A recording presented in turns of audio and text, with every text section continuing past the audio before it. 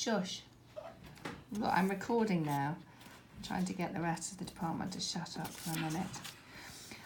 Okay, so chapter 50, Hortense's interview. So what is Levy getting at in this particular episode? Well, of course, there are two things really. She's mildly mocking Hortense's naivety, that blind belief that she has in the ideal of the mother country and her acceptance of British superiority in all things. And she's trying to get her to understand that this faith in Britain has been ingrained in her, that faith that Britain would welcome immigrants from the colonies and allow them to prosper here. So she's mildly mocking that, and of course she's harshly criticising British attitudes towards immigrants as well in this chapter, through the way that these women behave appallingly towards her, very unsympathetic and very rude. And really what we've got in this chapter is this idea that pride comes before a fall. Levy conveys Hortense's assumption that this job is hers. Look at this, she says, even the sun was shining. Only a weak light, but enough to raise my spirits higher than this stupid man's worries. So she's dismissing Gilbert's warnings as foolish, and she really does believe that the job's really got her name on it. My 2 letters of recommendation each contained words that would open up doors of any school to me. So it really is pride coming before a fall. So Levy sets Hortense up for her fall. She's so sure the job will be given to her. And we are really with Gilbert. We believe, like him, that she is going to have a rude awakening. And she's quite dismissive of Gilbert as well. She says, no pained face, full man was going to imperil my elation. Of course, slightly awkward English there as well, which is characteristic of Hortense's prose. We're with Gilbert. We understand that she's going to get a bit of a shock, and she just refuses to listen. We have a look at that in the next page. There is no need for you to darken up the place. I can find my way now. Gilbert says, you won't listen to me, will you? I'll wait for you. Because he knows she's not going to be in there for very long. But even the way that she describes the place, it's very much as if it's reflecting the promise of a wonderful day. It was a fine establishment, brick brown and aging with all the dignity of learning. The building stately imposed itself on the rundown street with as imperial a demeanour as Miss Morgan in front of we girls. So it's definitely being built up in Hortense's mind as being sort of the place where all her dreams are going to be fulfilled. And then there's obviously a huge anticlimax for her at the end of the interview. So moving on to the next page, we have this bizarre grinning contest between Hortense and the receptionist. This woman smiled on me, her countenance gleaming with so much joy that I could do nothing but return the welcome. Her beaming smile was so wide I had trouble stretching my own lips to match the delight. And sort of later, we both grinning on each other in a genteel way. And my own smile was causing me some pain. And so, of course, it's terribly naive. She misinterprets it as genuine initially, and we know otherwise. So, of course, very naive narrator. We understand what's going on. Hortense does not. And, of course, she appears really rather foolish, in a sort of a gentle kind of not massively critical way.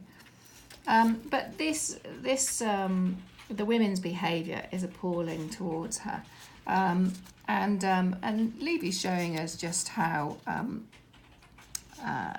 just how people felt about immigrants in the way that they behaved here. Interrupting me, they interrupt her, and she began playing with her letters, flicking the paper against her fingers. She's rude in her tone and so on, and she didn't let her finish. Goodbye, she said, pointing a finger at the door. She rolled her eyes and so on. And this is far from, do you remember Hortense's dream where she talked about, just after she'd proposed marriage to Gilbert, she talked about how she was going to be greeted with manners and politeness. And of course, this is far from the manners and politeness that she imagined she was going to get when she arrived in the UK.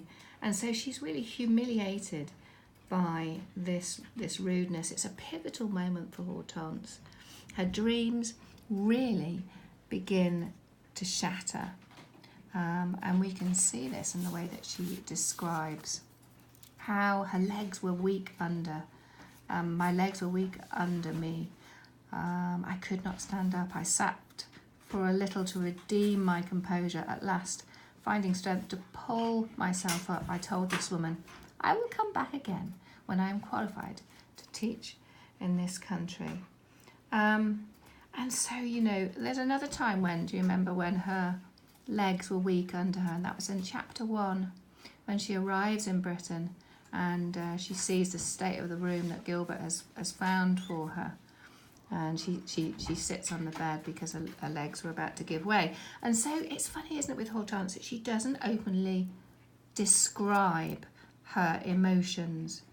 We only gather them from her actions. It's very unemotional, isn't it, her narrative. So we can see that Hortense's response is really impressive, actually, and that resilience, the kind of conviction that she has that she's going to come back when she's qualified, and that's admirable. So Levy is encouraging us, I think, to admire Hortense, although she's still a little bit pompous and really rather naive and foolish and gullible here. We're beginning to understand why she behaves in the way that she does. And her response is impressive. I mean, perhaps even bordering, some of us might think it's bordering on heroic. She says that she is, in the end, she says that she is untroubled. I thanked her and bade them all good day and passed through the correct exit, untroubled by the sound of their rising laughter. Is she really untroubled? Again, it's difficult for us to work out, isn't it? Because there's a total absence of emotion in her narrative account until really the latter chapters. There's just a few final chapters where she's a little bit more emotional because a character seems to be changing, developing a little. Is she really untroubled? Well, I think that we know that she is because of her legs giving way and so on. But it's that kind of retaining her composure. It's very, very important to her. So our opinion of Hortense is changing. It's marked by, I guess, her composure and her resilience in this episode. And through Hortense, then Levy is encouraging us to understand the way immigrants from the colonies were misled into believing that there were good prospects for them in the UK. But here we see that there's only really the possibility of, the most menial of jobs for immigrants. And although she lightly mocks Hortense's naivety and her gullibility, she's raised in stature in our eyes by the end of this chapter. Although it is a comedic moment when she walks into the cupboard We know what that's, well, I know what it's like, having done it myself. It is quite embarrassing. But you know, some of the students this year read into that moment, and they felt, and I thought it was quite an interesting idea, they felt that this moment was perhaps in some way prophetic, that she'd walked into a cupboard and sort of and walked into a ladder and a mop and a broom, and perhaps that was her destiny, because of, you know, the treatment of immigrants in the UK. I thought it was quite an interesting idea. Okay, so that's that one.